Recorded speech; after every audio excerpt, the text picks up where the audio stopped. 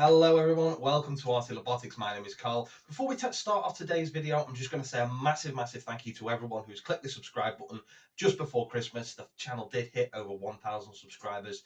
Thank you very much. I never thought that the channel would make it this far when I first started it. It was just sort of, a little mess around channel. We're closing on, I think this is the 200th video, so it's also the 1,000 subscriber video, and it's also the 200th.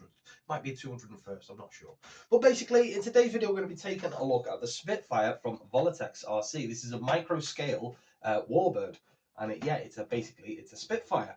I've already done a video on the Volatex RC P40 Warhawk, so if you want to see that video, you can check it out at the end of this video. I'll post it in the little corner. And so best thing to do is open up this box and see what's inside, and then we'll plug in the battery and take it for a fly.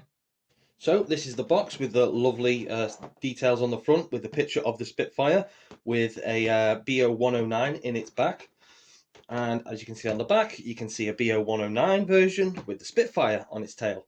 So it says a 6-axis gyro system, 1 key aerobatic, durable material. So it is very durable. I've flown the P40 Warhawk, and the foam used, I think it's EPO or it might be EPP. I'm not sure, but it's very durable foam.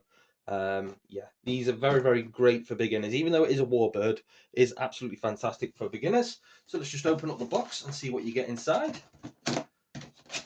This is the most exciting part. Oh, let's see that beautiful scale detail. So as you can see, these come in these little boxes. You can keep it nice and safe. Let's stop it getting hanger rash. And these little bits of foam keep it from bouncing around inside the box. Take that sellotape away, and these little bits of foam, and as you can see, there is your Spitfire. So you've got ailerons, elevator and rudder, and it's got 6-axis gyro. It's like 6-axis gyro, but there's only 3 axes. When it says 6-axis, it takes into consideration that's 1 and 2 axis, that's 1 and 2 axis, and that's 1 and 2 axis. When we really know there's only really 3 axes. There's roll, you've got your pitch, and you've got your yaw. The scale detail on this thing is absolutely fantastic. You do get a set of undercarriage. I think these are 3-gram servos. I'm not too sure. Yeah, I'm pretty sure they're 3-gram servos. So you've got two inside for your tail, and you've got 1 on the ailerons. This is your little battery hatch here. So it can accommodate 1 cell. I think it's a 350 milliamp hour battery. We'll check out in a minute. Yeah, you get these lovely little lossy connectors. And as you can see here, there's a little hatch. If you open up this hatch, this is the one thing I love about these. They're really easy to work on. So as you can see, you open up the hatch there and you can get to the motor. You can take this part out, and there's another little hatch here where you can get to the other 2 servos. So we'll turn the box over and see what you get on the other side. So that's the Spitfire, that's the aircraft. Flip the box over, and as you can see there, we get everything we need inside. So here's our transmitter. It takes 4 AA's, I think. Yep, 4 AA's. I've already put some in. And it's 2.4 gigahertz. So as you can see here on this little switch, you've got expert, mid and beginner. I choose to fly it in mid most of the time. Beginner is very stable, but mid is like the best for your intermediate. Expert, unless you've got a gyro in your brain, the plane is almost unflyable. You can still fly it, but you're like constantly on the roll and you're constantly on the pitch and it's sort of wallowing around like this. It's best to just fly it on mid and beginner. You've also got an aerobatics button. So basically, as you're flying in a straight and level, you can push the aerobatics button. You'll hear the transmitter beep 3 times, and then you can choose either if you want a left or right roll. So you basically click that, hear the beeps, push to the right, and then the aircraft will automatically do a roll. So that's our transmitter. I was going to say these sticks do feel very smooth. I'm pretty sure they're ball raced inside. But yeah, it's a cheap, nasty plastic sort of transmitter, but everywhere where it needs quality, it's got quality. So on the gimbals, it's got quality, and yeah, on the electronics, I've never had any sort of brownouts or bindings problems with these transmitters. And then in here we get a spare set of propellers, but these are 3-bladed propellers instead of the 2-bladed propellers, so you can make it a bit more scale if you like. And the one thing I sort of love about these models is these propellers are breakaway. So they sort of got these weird, I'll show you now. You can literally just pull. You've got to pull quite a bit. You've got to pull that off, and then you basically just replace it with the propeller you want. And there you go. It makes it look a lot more scale. So basically, in the event of a crash or, a hard landing, the propeller always does come off. And you do have to sort of keep on top of this little adapter here. Every now and then you might have to push the tabs in a little bit because it does become a little bit loose sometimes. You can just put throttle on and the propeller will just like whiz off, if you like. So yeah, I think it looks a lot nicer with the 3-bladed propeller.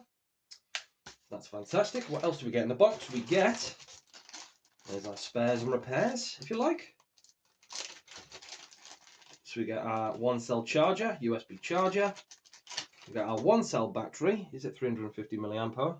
No, it's a 4. So the plane accommodates a 400 milliamp hour battery. I don't think you'll be able to squeeze anything more in than that. It is got quite a lot of room. Maybe you might be able to squeeze a 450 in there. But yeah, if you would want to squeeze a 450 in there, I wouldn't go and put the undercarriage on because it is already quite nose heavy with the battery. So a 450 would put that up even more. And we also get a spare adapter for the propeller. And we also get a spare of undercarriage. So we'll put the undercarriage on and see what it looks like with the undercarriage. These basically just, if you just don't get them mixed up, these clip onto these little adapters on the bottom of the wings, and there you go. If if you're flying indoors or you're flying off a smooth surface, you can take off the ground. Fantastic, absolutely beautiful. So yeah, I think the best thing to do now is to plug in this battery and take it for a fly.